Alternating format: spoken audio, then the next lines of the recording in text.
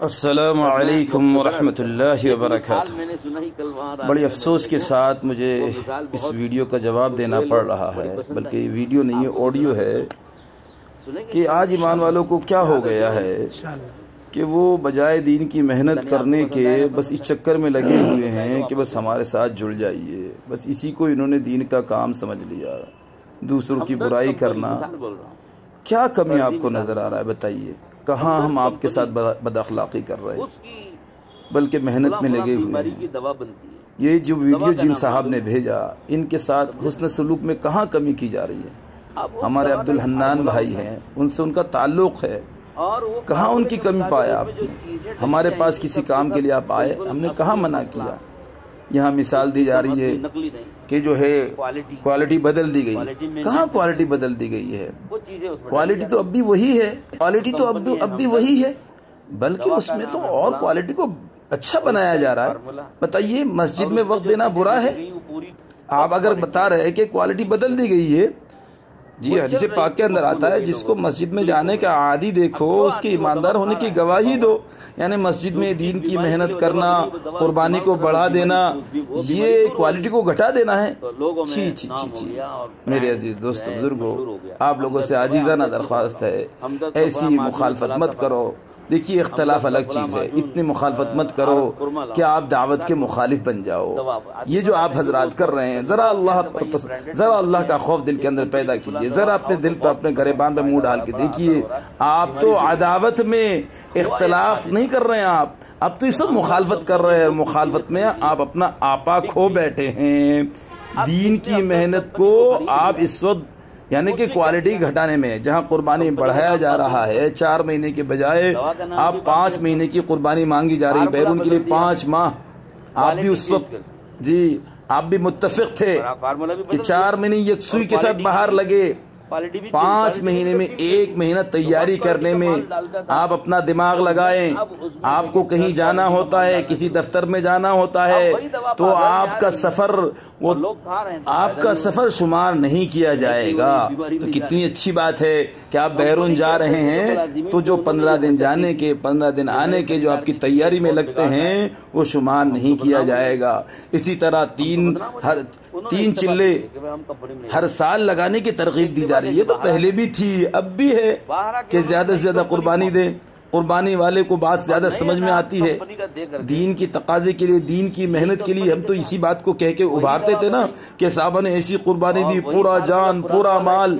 اب ایک بندہ پورا جان پورا مال کی تشکیل کر رہا ہے تو آپ مخالفت کر رہے ہیں۔ اللہ سے ڈریے، ایسی باتیں مت کیجیے۔ جو حضرات سمجھدار ہیں، اس آڈیو میں جو جواب دیا جا رہا ہے، جو مثال دی جا رہی ہے، وہ دعوت کے کام پر فٹ نہیں بیٹھ رہا ہے۔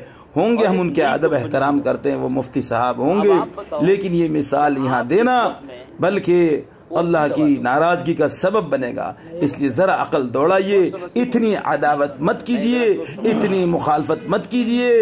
وہ مخالفت آپ کے لیے دعوت کی عداوت میں تبدیل ہو جائے، دعوت کے انکار میں تبدیل ہو جائے۔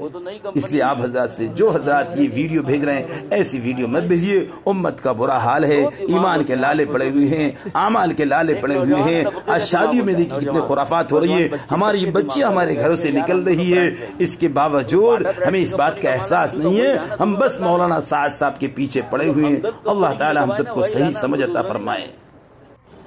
بس میں مختصر عرض کر رہا ہوں، ایک مثال میں نے سنا ہی کل وہاں رات میں مجمع کو، وہ مثال بہت خوش ہوئے لوگ، بڑی پسند آئی، آپ کو بھی سنا دیتا ہوں، سنیں گے انشاءاللہ۔ یہ مثال تو اس لیے پسند آئی کیونکہ اس میں قربانی کی تقاضا زیادہ نہیں ہے، قربانی دینے کو زیادہ نہیں پڑ رہی ہے، اس لیے پسند آئی ہے۔ تو واپس دے دیں۔ ہمدرد کمپنی، مثال بول رہا ہوں، فرضی مثال مان لو اس کو۔ اللہ آپ کو جزائے خیر عطا فرمائے۔ بالکل فرضی ہے، صحیح فرمایا، بالکل فرضی مثال ہے۔ دوا بنتی ہے، دوا کا نام معلوم ہے، سمجھے نا؟ اب اس دوا کا ایک فارمولا ہوتا ہے، اور وہ فارمولے کے مطابق اس میں جو چیزیں ڈلی جائیں گی سب کے سب بالکل اصلی اور فرسٹ کلاس، ایک دم اصلی، نقلی نہیں، کوالٹی مینٹین کرتے ہوئے وہ چیزیں اس میں ڈالی جا رہی ہیں۔ تو کمپنی ہے ہمدرد، دوا کا نام ہے فلاں، اور اس کا ایک فارمولا، اور اس میں جو چیزیں ڈلی گئیں وہ پوری فرسٹ کوالٹی والی اصلی چیزیں ڈلی گئی، وہ چل رہی تھی، مقبول ہو گئی، لوگوں میں کلک ہو گئی۔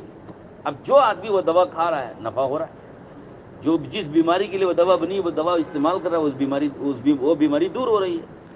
تو لوگوں میں نام ہو گیا اور برانڈ جو ہے مشہور ہو گیا، ہمدرد کا، بھائی ہمدرد کی دوا لاؤ، ہمدرد کا فلاں معجون فلاسفہ لاؤ، ہمدرد کا فلاں معجون آرت خرما لاؤ، مثال بول رہا ہوں۔ دوا آدمی منگاتا ہے کیونکہ اس کو تجربہ ہو گیا کہ بھائی یہ برانڈیڈ کمپنی ہے، اس کمپنی کی فلاں دوا کھاؤ تو بہت نفع فائدہ ہو رہا ہے، بڑا اثر ہو رہا ہے، بیماری دور ہو رہی ہے۔ ہوا ایک حادثہ کہ ہمدرد کمپنی کو کسی نے خرید لیا، بک گئی۔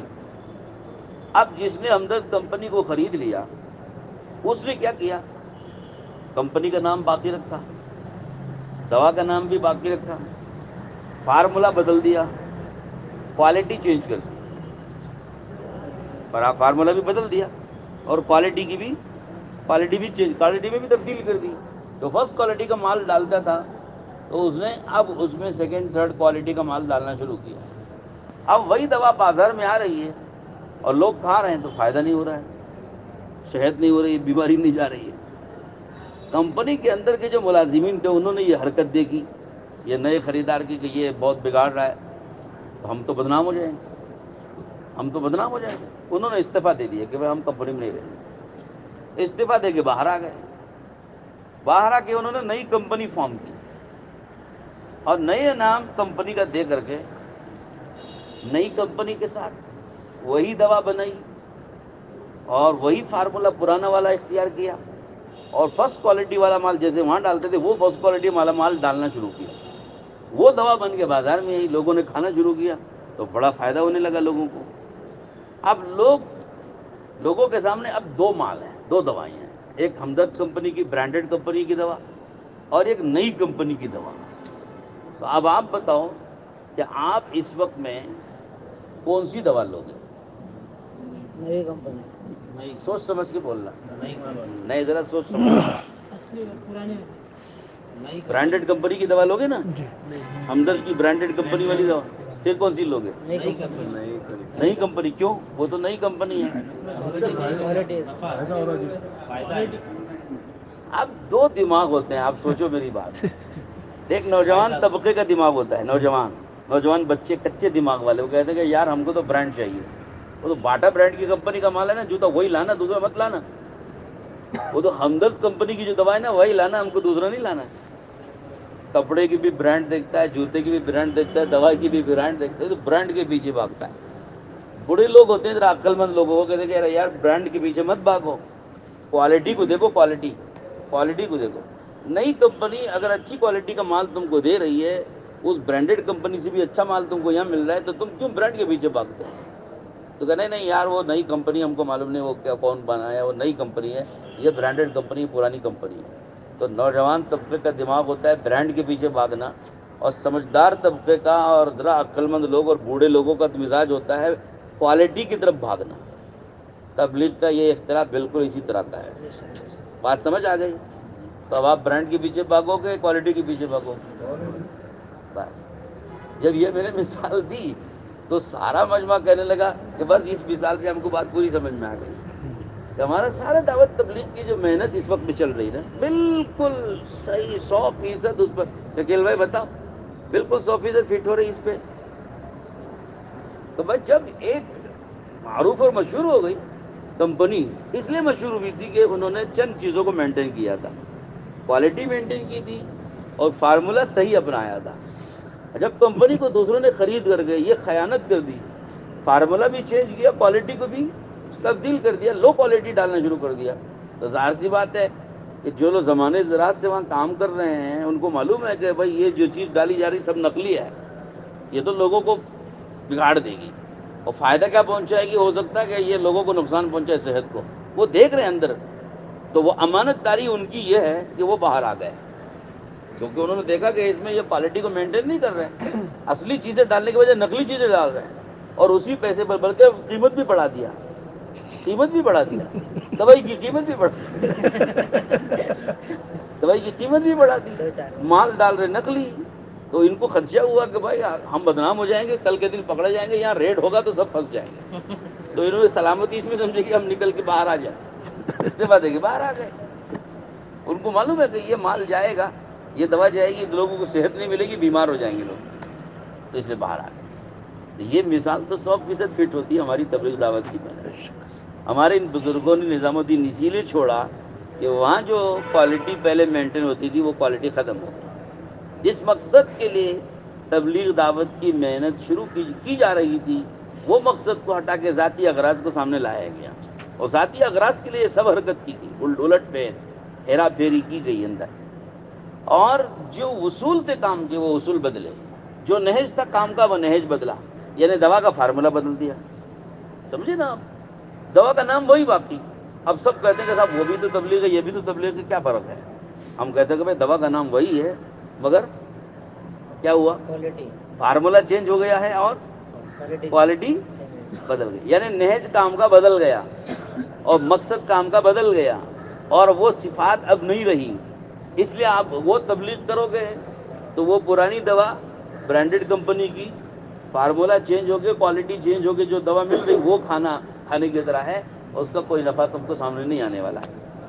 اگر تم نئی کمپنی کو دیکھو گے، نئی دوا لو گے، یعنی نئے جو ہمارے شورا والے حضرات جو کام کر رہے ہیں، نئے کام کر رہے ہیں، لیکن پرانے نہج پر کام کر رہے ہیں اور پرانی صفات اور خوبیوں کو سامنے رکھ کر کے کام کر رہے ہیں، اور مقصد صرف اللہ کی رضا ہے اور آخرت طلبی ہے، اور ان صفات کے ساتھ یہ کام کر رہے ہیں، کوالٹی ان کو انہوں نے مینٹین کی ہے.